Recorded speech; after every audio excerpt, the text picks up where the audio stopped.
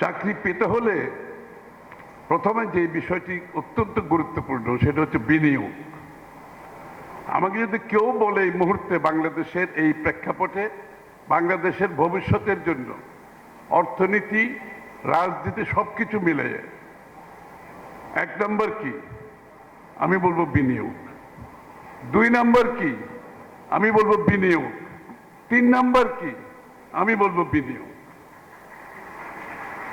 বিনিয়োগ না হলে সেটা আত্মকর্মসংস্থান হোক, সেটা চাকরির জন্য ক্রিয়েট করা হোক, সেটা কোনোদিনও আমরা সফল হতে পারবো না। আপনি তাহলে বিনিয়োগ আসতে হলে দেশের ভিতরে বিনিয়োগ, দেশের বাইরে থেকে বিনিয়োগ আনতে হলে যেটা প্রথম দরকার রাজনৈতিক স্থিতিশীলতা, পলিটিক্যাল স্টেবিলিটি এক নাম্বার পয়েন্ট। পলিটিক্যাল স্টেবিলিটি কখন হয় একটা দেশে? একটি নির্বাচিত জনগণের ভোটে, আমাদের সংবিধান যেটা বলে জনগণের সরাসরি ভোটে একটি নির্বাচিত সরকার থাকলে, যেই সরকার জনগণের কাছে জবাবদিহি দায়বদ্ধ থাকে, জনগণের কাছে বারবার যেতে হয় নির্বাচিত হওয়ার জন্য, তখনই স্টেবিলিটি থাকে। আজকে বাংলাদেশে সে অবস্থা আছে? আমরা স্বৈরাচারকে বিতাড়িত করেছি, আমরা কিন্তু এখনো বাংলাদেশের নির্বাচিত সরকার হয়নি। বাংলাদেশের জনগণের কাছে জবাবদিহি কোনো সরকার হয়নি। যতক্ষণ সেটা না হবে ততক্ষণ পলিটিক্যাল স্টেবিলিটি, রাজনৈতিক স্থিতিশীলতা আসবে না, ততক্ষণ বিনিয়োগ হবে না। দেশের মধ্যে হবে না, দেশের বাইরে থেকে হবে না। আমরা তো বিনিয়োগের অনেক সার্কাস দেখতে পাচ্ছি, দুঃখের সাথে বলছি, আমি বিনিয়োগের সার্কাস দেখছি না? আমরা কত সার্কাস দেখতেছি বিনিয়োগে।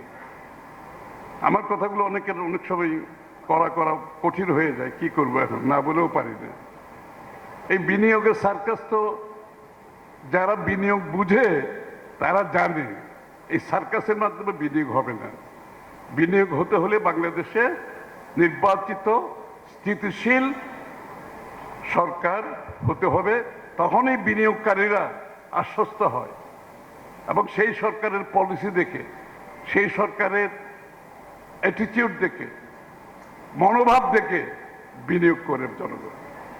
এখানে যে বিনিয়োগ সম্মেলন হয়েছে, আমরা ওদের সাথে কথা বলেছি, আমরা ওদের সাথে ইন্টারেক্ট করেছি, সব কথার শেষ কথা ওরা কি জিজ্ঞেস করে জানেন? তোমাদের নির্বাচন কবে? এটা হলো শেষ কথা। অর্থাৎ এক কথায় বুঝিয়ে দিচ্ছে, ভাই নির্বাচন না হলে এখানে কোনো ইন্টেরিয়াম কিংবা ফ্লুইড সিচুয়েশন, এই সিচুয়েশনে তো কেউ কমিটমেন্ট করবে না এখানে। তো সুতরাং এটা অত্যন্ত গুরুত্বপূর্ণ। ওই যে আরেকটা কথা সবসময় উনি নতুন বন্দোবস্তের কথা শুনি সবসময়, এটা জাহিদ ভাই এগুলো আমার থেকে ভালো বলতে পারবে আরো। নতুন বন্দোবস্তের জন্য তো 31 দফা দেওয়া হয়েছে, নতুন বন্দোবস্তের জন্য তো ভিশন 2030 দেওয়া হয়েছে।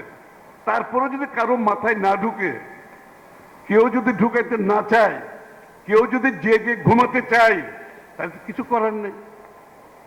ওই নতুন বন্দোবস্তের জন্য 31 দফা।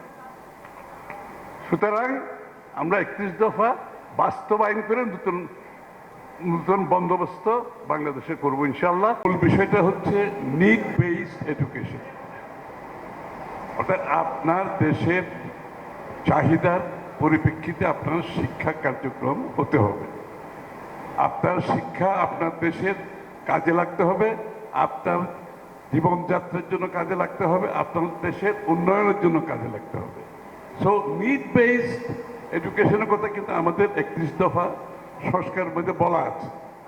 আমি অতটুকু বলছি, এবং এটা তো বিস্তারিত বলতে গেলে প্রচুর সময় দরকার, এবং সেটা বিএনপি ইতিমধ্যে আমরা সিদ্ধান্ত নিয়েছি আমাদের এডুকেশন সিস্টেমটাকে আমরা নিড বেসড করবো। তার মধ্যে একটু অ্যাড করি, এখানে ইউনিভার্সিটির অনেক শিক্ষক আছেন এখানে, সেটা হচ্ছে কনসেপ্টটা হচ্ছে আরেকটা, ইউনিভার্সিটির সাথে ইন্ডাস্ট্রি, ইউনিভার্সিটির সাথে এগ্রিকালচার, ইউনিভার্সিটির সাথে সার্ভিস ইন্ডাস্ট্রি, বাংলাদেশে কোনো ইন্টারাকশন নাই। অর্থাৎ প্রত্যেকটা বিষয় আপনি বিদেশে দেখবেন ইউনিভার্সিটিগুলোকে অ্যাসাইন করে রিসার্চ ওয়ার্কের জন্য, যে আপনার কোনো একটা কোম্পানির কোনো একটা প্রোডাক্ট ডেভেলপমেন্টে ইনভেনশনের জন্য, ইনোভেশনের জন্য, আইডিয়াসের জন্য ইউনিভার্সিটিগুলোকে অ্যাসাইনমেন্ট দেওয়া হয়। সেই কালচারটা বাংলাদেশে আমরা শুরু করতে পারি নাই। আই ক্যান অ্যাসিওর ইউ এটা আমাদের প্রোগ্রামের মধ্যে আছে।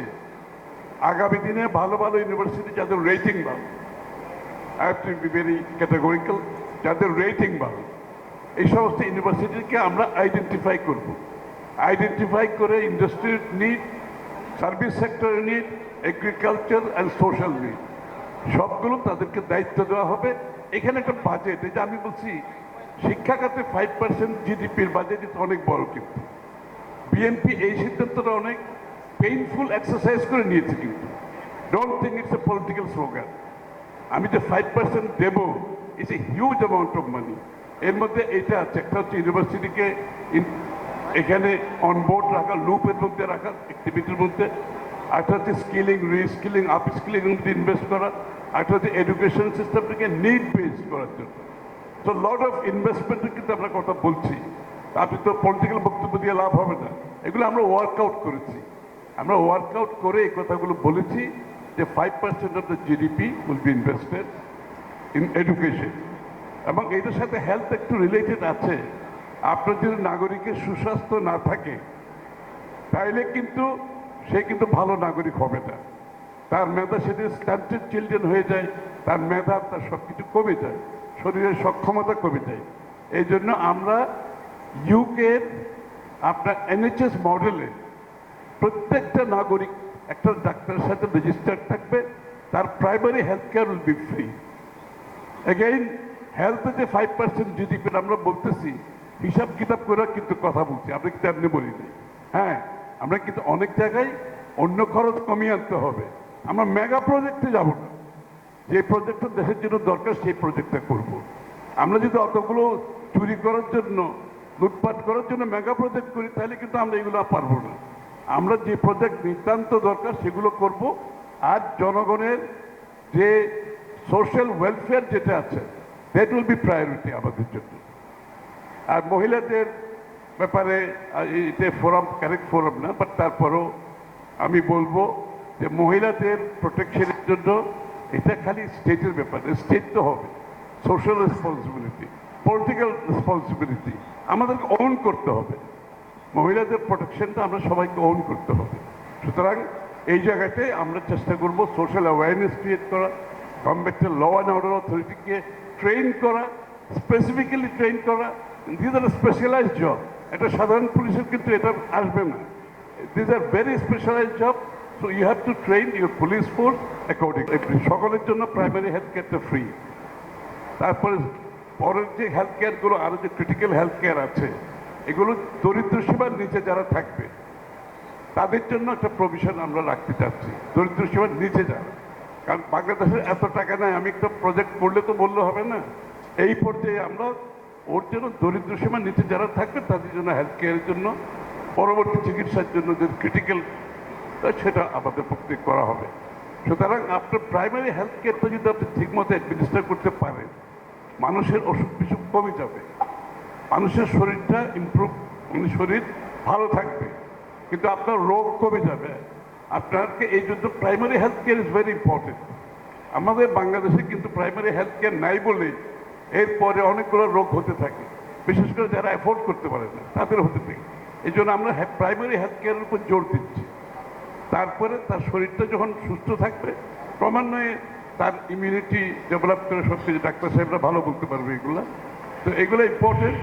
এই জন্য আমাদের ইনভেস্টমেন্টটা এই দুই জায়গায় অনেক বড় ইনভেস্টমেন্ট আমরা করতে যাচ্ছি। এবং এটা কিন্তু বাংলাদেশের একটা, আপনাকে ইকোনমিক্সের একটা ইকোনমিক বেনিফিট বলি। এই যে গরিব ফ্যামিলিগুলো যারা আছে, তারা কিন্তু হেলথ কেয়ারের জন্য অ্যাভারেজে আমরা দেখছি 5 থেকে 10 থেকে 15,000 টাকা লাগে প্রত্যেক ফ্যামিলির। দ্য মোমেন্ট আমরা প্রাইমারি হেলথ কেয়ার তাদেরকে দিতে পারবো, তাদের কিন্তু মাসে 10 থেকে 15,000 টাকা সেভিং। অর্থাৎ this delivery is the most easier delivery than গভর্নমেন্টে ক্যাশ দিয়ে এখানে দুর্নীতি হবে, ডেলিভারি হবে কি রাইট পার্সন পেলো কি পেলো না। হেলথ কেয়ার কিন্তু সকলের জন্য ডেলিভারি, এই টাকাটা সকলের পকেটে থাকবে। বাংলাদেশের বর্তমানে out of expenditure out of pocket expenditure for health care সাধারণ মানুষের হাইয়েস্ট ইন দ্য ওয়ার্ল্ড। আফগানিস্তানের চেয়েও বেশি বাংলাদেশ। আফগানিস্তানের চেয়ে বেশি আমাদের সাধারণ লোকজন নিজের পকেটের পয়সা দিয়ে ট্রিটমেন্ট করে। সুতরাং এইটার আনসার হিসাবে আমরা বের করেছি primary health care is very important. Thank you. তেল খায় কোনটা জানেন? যেটা লেখে সেটি লেখে হচ্ছে শ্লীলতাহানি। আপনি Bangla medium. I'm English version, yes. So 55-60 পর্যন্ত শক্তিতে সবাই তরুণ, তার মানে যোগ্য সত্ত্বেও আমি লোন গল্পই। তো আমি আসলে খুব বেশি তাত্ত্বিক কথায় যাব না।